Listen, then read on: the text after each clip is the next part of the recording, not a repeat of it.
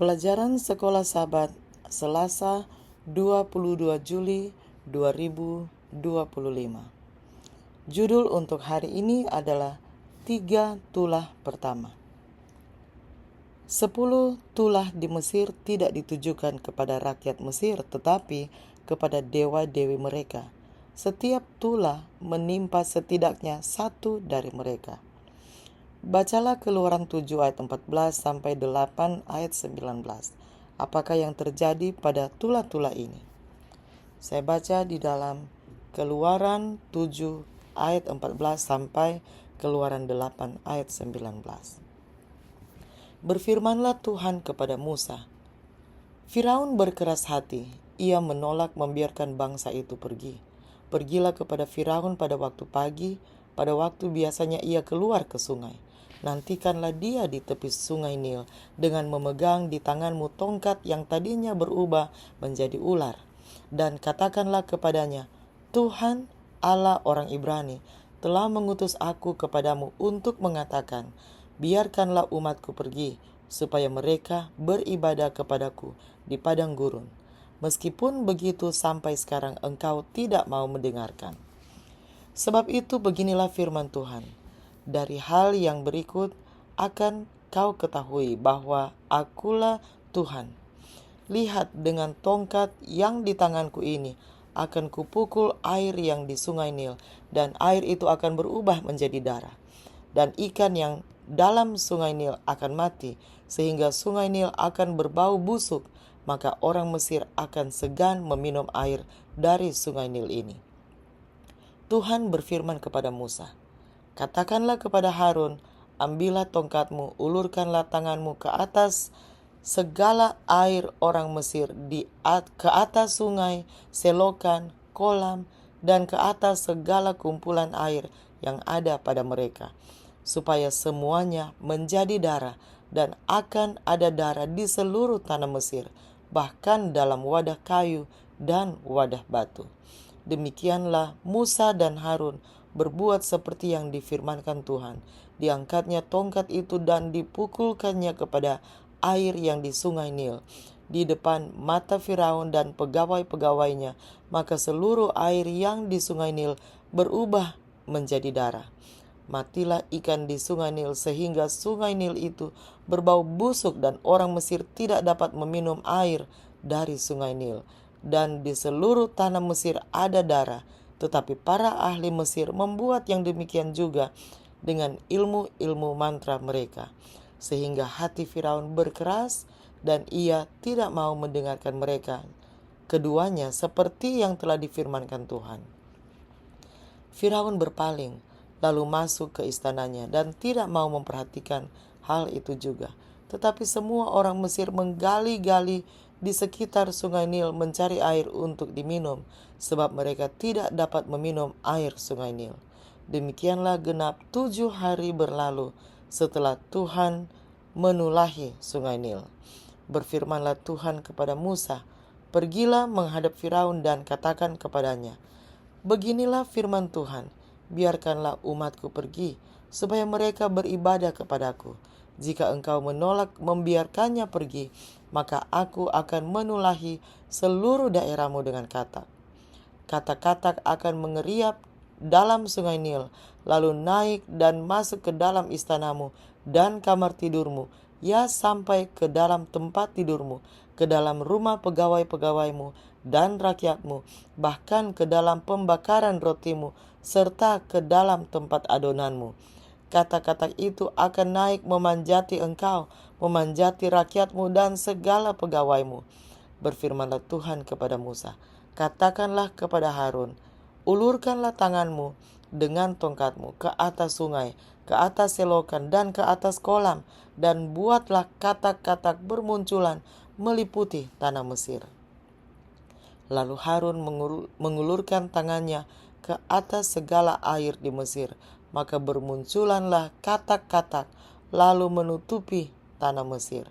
Tetapi para ahli itu pun membuat yang demikian juga dengan ilmu-ilmu mantra mereka, sehingga mereka membuat katak-katak bermunculan meliputi tanah Mesir. Kemudian Firaun memanggil Musa dan Harun serta berkata, berdoalah kepada Tuhan supaya dijauhkannya kata-kata itu daripadaku dan daripada rakyatku.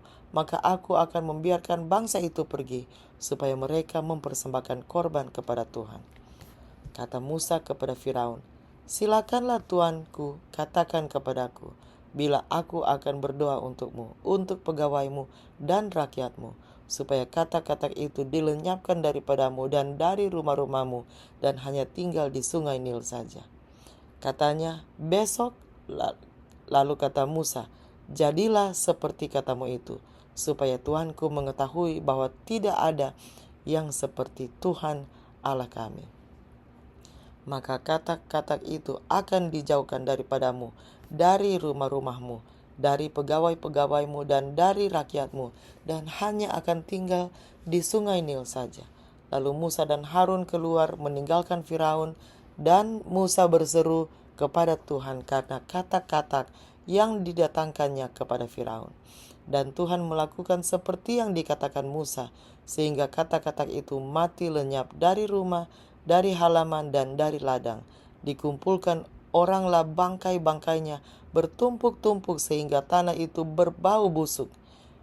Tetapi ketika Firaun melihat bahwa telah terasa kelegaan, ia tetap berkeras hati dan tidak mau mendengarkan mereka keduanya, seperti yang telah difirmankan Tuhan. Berfirmanlah Tuhan kepada Musa, katakanlah kepada Harun, ulurkanlah tongkatmu dan pukulkanlah itu ke debu tanah, maka debu itu akan menjadi nyamuk di seluruh tanah Mesir. Lalu mereka berbuat demikian. Harun mengulurkan tangannya dengan tongkatnya dan memukulkannya ke debu tanah, maka nyamuk-nyamuk itu hinggap pada manusia dan pada binatang. Segala debu tanah menjadi nyamuk di seluruh tanah Mesir. Para ahli itu pun membuat yang demikian juga dengan ilmu-ilmu mantranya untuk mengadakan nyamuk-nyamuk, tetapi mereka tidak dapat. Demikianlah nyamuk-nyamuk itu hinggap pada manusia dan pada binatang. Lalu berkatalah para ahli itu kepada Firaun, inilah tangan Allah. Tetapi hati Firaun berkeras dan ia tidak mau mendengarkan mereka, seperti yang telah difirmankan Tuhan. Tuhan menginstruksikan Musa bahwa dialog dengan Firaun akan menjadi sulit dan hampir tidak mungkin. Keluaran 7 ayat 14. Namun Allah ingin menyatakan dirinya kepada Firaun dan bangsa Mesir. Oleh karena itu dia memutuskan untuk berkomunikasi dengan mereka dengan cara yang dapat mereka pahami.